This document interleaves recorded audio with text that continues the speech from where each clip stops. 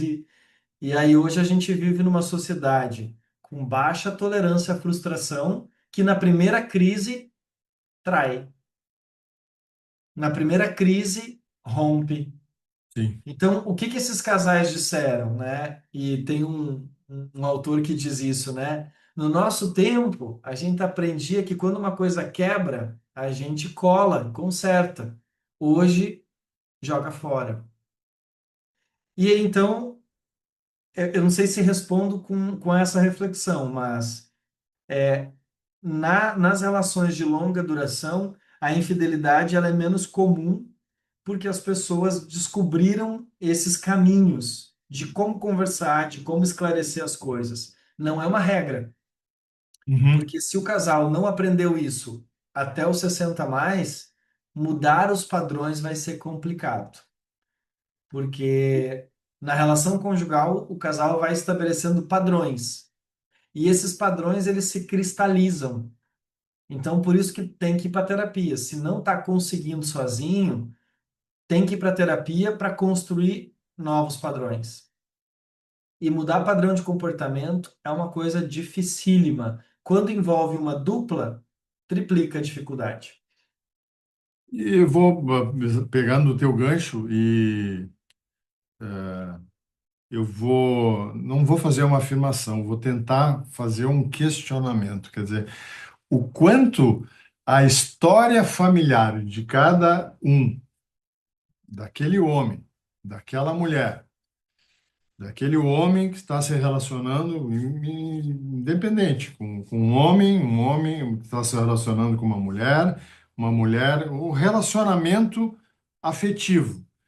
O quanto a história de cada um influencia no momento de uma crise, de um vamos ver, entre aspas, partir para a conversa, partir para a traição ou partir para o rompimento. Totalmente. Totalmente. Totalmente. É uma das coisas que mais influencia, né? Porque essa herança, esse legado, ele vai novamente fazer com que a gente repita tudo aquilo que a gente conversou, né? Esses padrões transgeracionais que a gente herda dos nossos pais, dos nossos avós, né? Desse contexto em que a gente se desenvolveu e se socializou, ele vai afetar, né, na identificação e na reparação das nossas vulnerabilidades, das nossas necessidades. Ele vai afetar diretamente o nosso sistema de valores e ele vai determinar as nossas estratégias de resolução de conflito. Então, como eu lido na dupla, né? Como que eu aprendi a lidar com as divergências, com as diferenças, com os conflitos? Né? Eu aprendi a lidar como com o gênero, com o sexo oposto, né? Então, qual é a postura desse homem? Qual é a postura dessa mulher? Então, de novo, a gente está falando das mesmas variáveis que são aprendidas e herdadas da família de origem. É o aprendizado que a gente recebeu. Totalmente. Inclusive, tem pesquisas que trazem, assim, né, que um casal jovem, assim, que está começando a relação, e eles conseguem identificar, dentro da dinâmica atual, os padrões que eles estão repetindo dos seus pais, dos seus avós, são um casal que tem mais chance de dar certo. Porque eles estão conscientes desses padrões que eles estão repetindo, inclusive da infidelidade. Então, se eu sei que na minha família tem muito caso de infidelidade, as pessoas tendem a trair mais, e eu percebo esse padrão se repetindo no meu comportamento, eu consigo fazer uma reparação. Às vezes meio histórica, né? Às vezes é uma cura até ancestral, aí eu estou curando a galera inteira e parando esse padrão. Então, é possível, né? Mas saber o que eu estou repetindo é uma variável que ela é preventiva. Christopher, quem sofre mais? Quem trai ou quem é traído? Difícil. Vai, é difícil, né? Assim, existem diferentes tipos de sofrimento, né? Porque a pessoa traída, é claro que isso vai passar muito pela resiliência, pela personalidade, né? Mas vem aí um estresse agudo, pode desencadear um TEPT, né? Transtorno de estresse pós-traumático, crise de ansiedade, depressão, uma baixa na autoestima, né?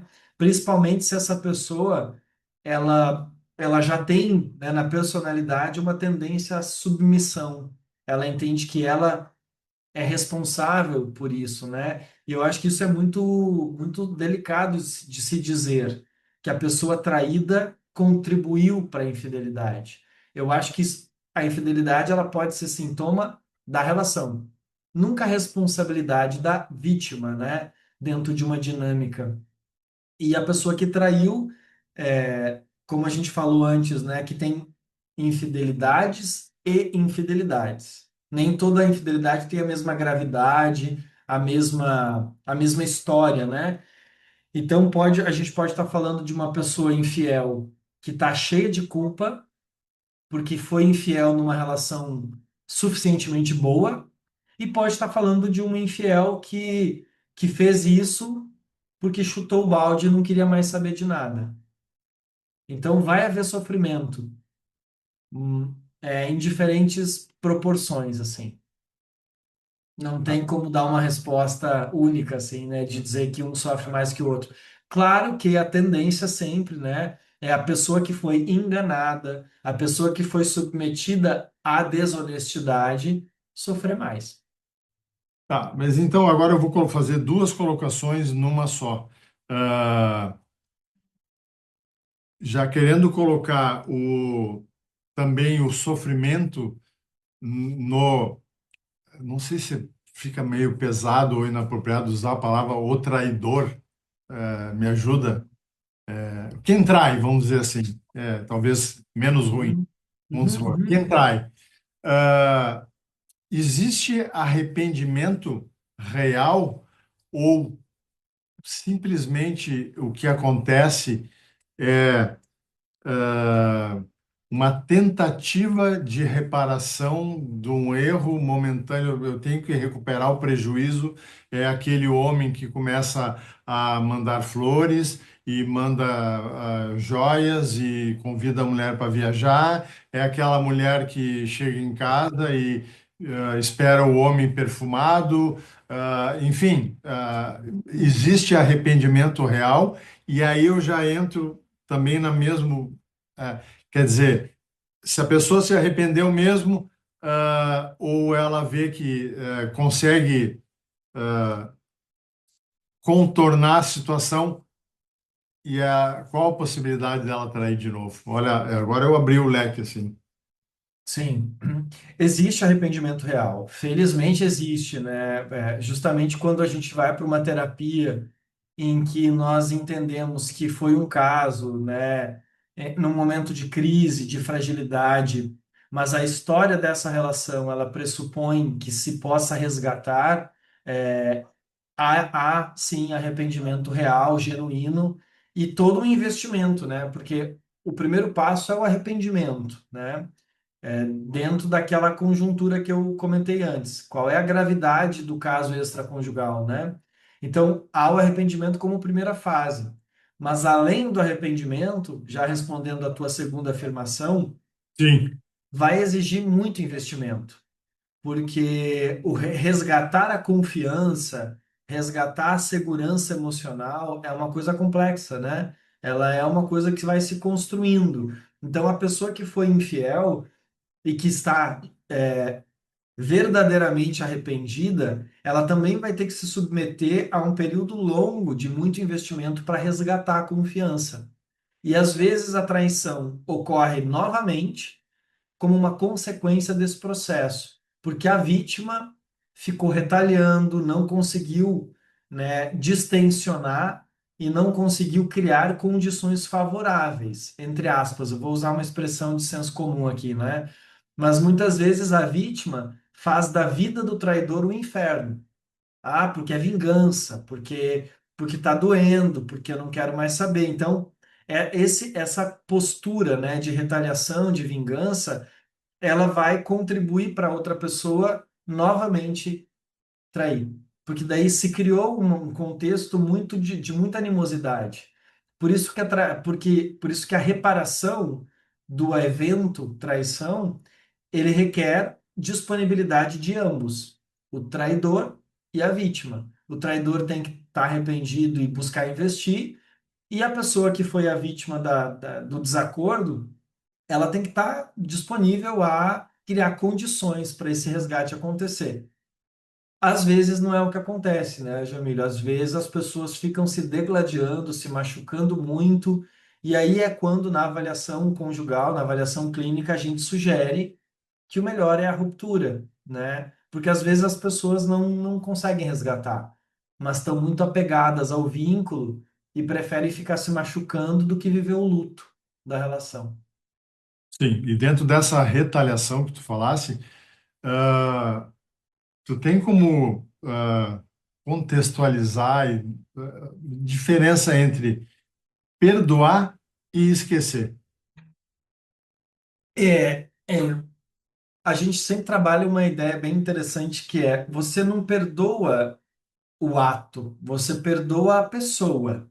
O que ela fez não tem perdão. Foi um desacordo. Ela não foi bacana no que ela fez, né? Ela descumpriu um acordo explícito e quebrou a confiança. Ela foi desonesta. A gente não perdoa isso. A gente perdoa o ser humano por trás do comportamento. A gente perdoa o ser humano que está disponível a fazer diferente dali para frente, né? E demonstrou um arrependimento genuíno. Então, quando se fala de perdão e de reparação, é sobre isso, não de Excelente, esquecimento. excelente.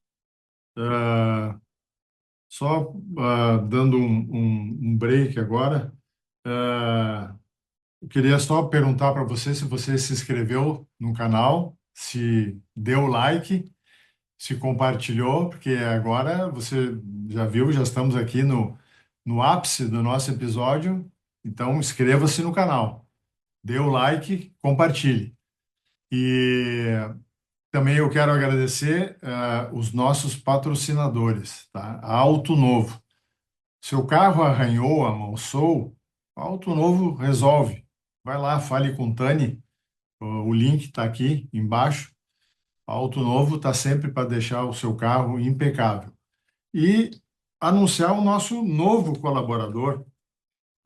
Nós sabemos que investimento é uma coisa complexa. Quando a gente trata de dinheiro, a gente pode ir no banco, conversar com o nosso gerente e fazer diversificação de investimento. Mas uma das maneiras boas de investir também é em imóveis. E o nosso novo colaborador é Janaína Silva, Estratégia Patrimonial e Investimento Imobiliário. Bem-vinda, agradeço o apoio e vamos lá, converse com Janaína Silva, o link está aqui embaixo, investimentos imobiliários. E, inclusive, em breve vamos fazer um episódio exclusivamente sobre essa questão de investimentos imobiliários. Christopher, vamos abrir a questão das perguntas? Uhum. Vamos ver? Uma pergunta que chegou aqui. A traição no início do relacionamento, união estável ou casamento? Volta aqui a questão do caráter. Então, a traição no início do relacionamento, união estável ou casamento, pode ser considerado um desvio de caráter? Uhum. Não trato como desvio de caráter, né? Trato como sintoma. Sintoma. Tá. Sintoma.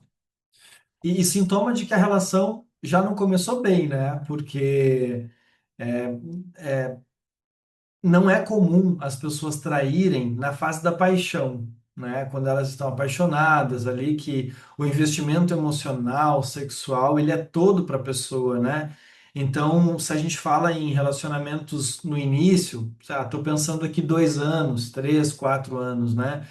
E já é sintoma de uma relação que não começou com um acordo explícito, com intimidade, com uma comunicação clara. Tá bom. Outra pergunta. A expressão, abre aspas, buscar na rua aquilo que não tenho em casa, apesar, como satisfação fisiológica ou realização de fantasias, impacta na relação familiar? Não sei se Totalmente. totalmente. Totalmente, né? De novo, se eu estou com um sintoma, aliás, se eu estou com uma situação pendente na relação, né? Vou seguir na linha do ditado, não tem em casa, vou buscar na rua.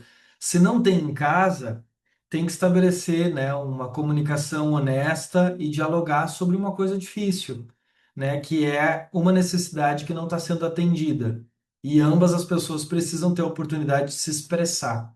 Buscar fora é encurtar caminhos e buscar uma maneira efêmera e superficial, tangencial, de resolver uma crise que pode ser uma oportunidade importante para esse casal. Outra pergunta: até que ponto relacionamentos virtuais podem ser considerados como traição?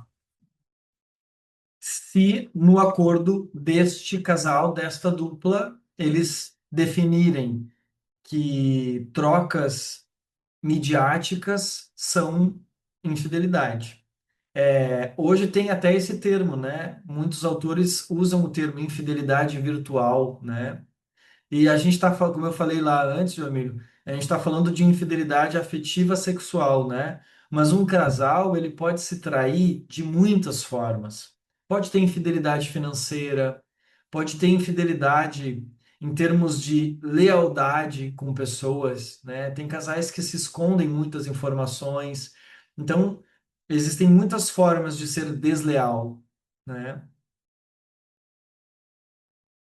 Ah, uma pergunta, eu procurei fazer compilar aqui, agora uma pergunta, depois dos 50, 60, ah, o medo de recomeçar impede ou incentiva a traição? O medo de recomeçar impede ou incentiva a traição? Eu acho que ele pode fazer as duas coisas. Depende muito da variável individual, né?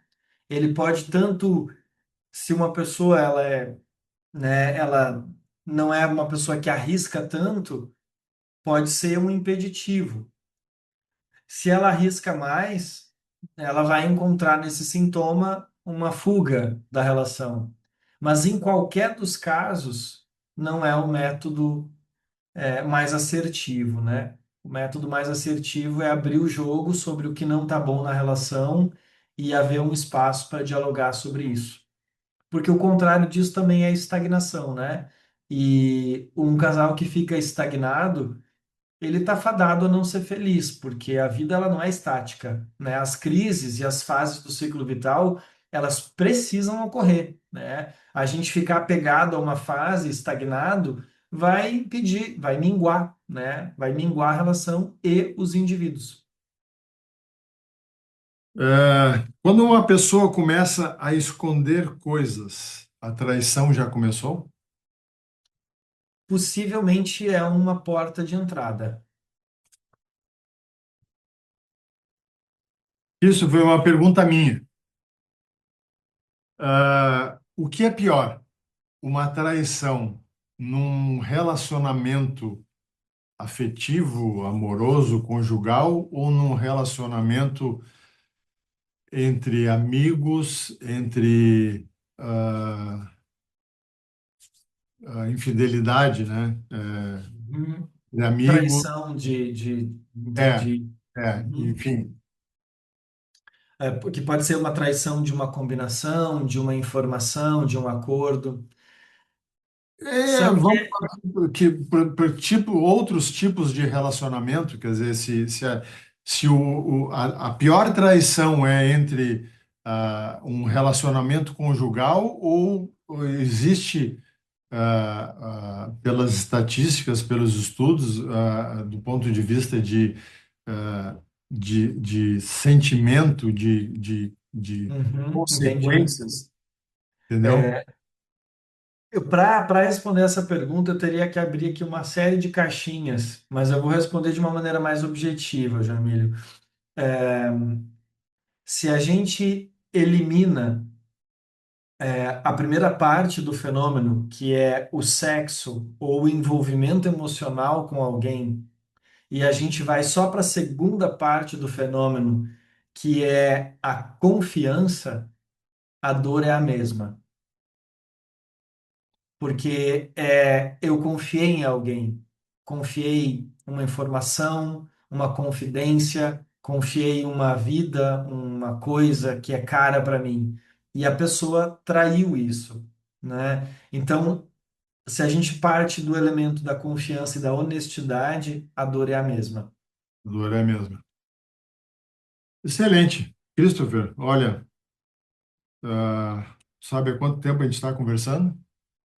Pois é, eu tava vendo ali, a gente fala pra caramba, hein? Quanto tempo deu? Aqui para mim deu 1h20.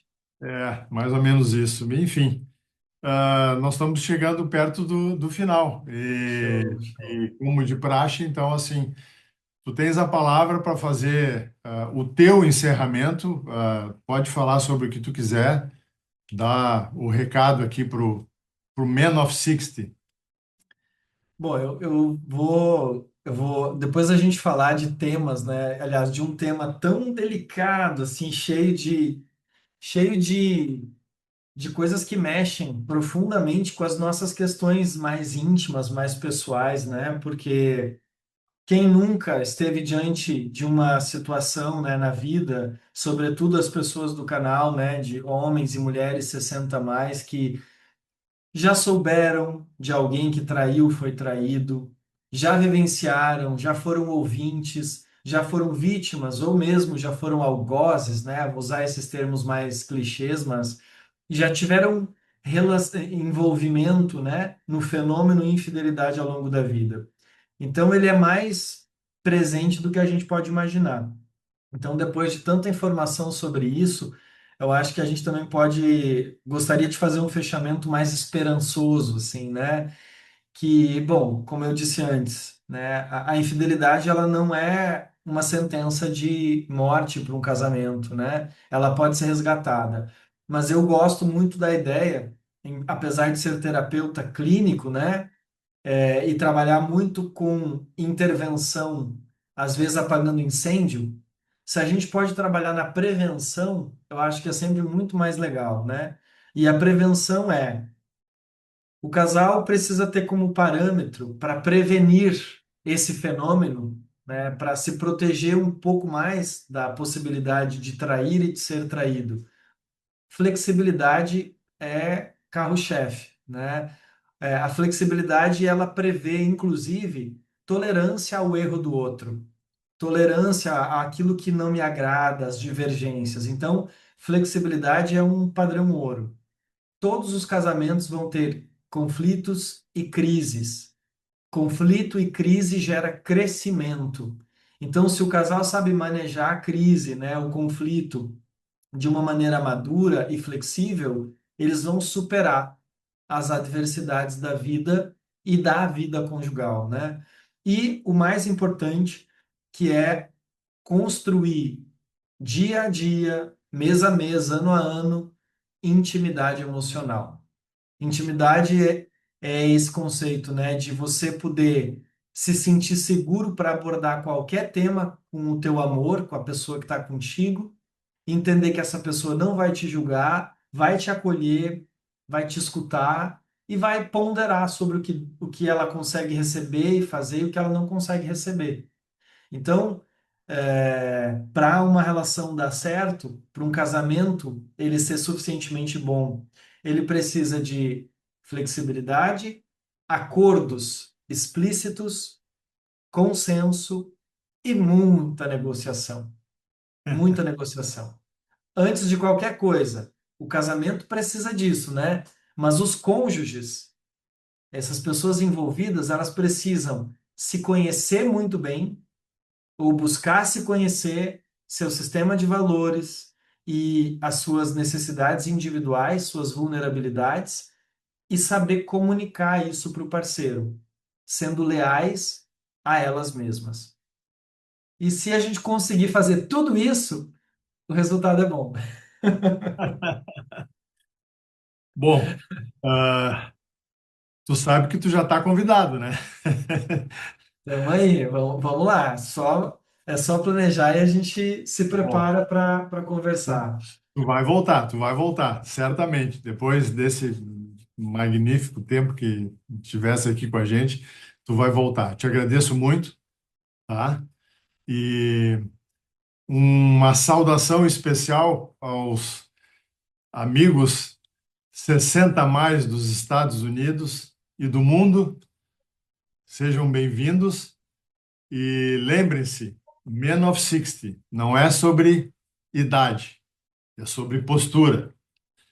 E eu, para terminar, como vocês já me conhecem, eu não posso deixar de fazer uso do kit do Men of 60.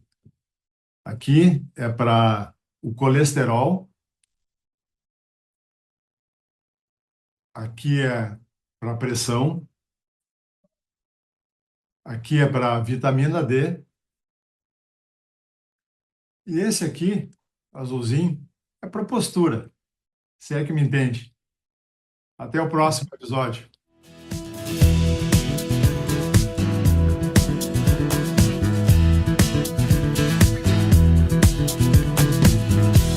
Na paz do seu olhar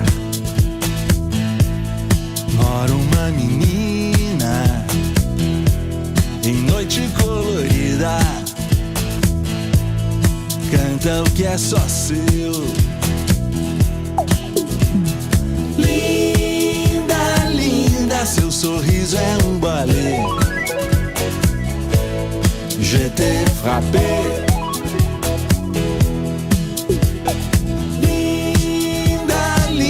Seu sorriso é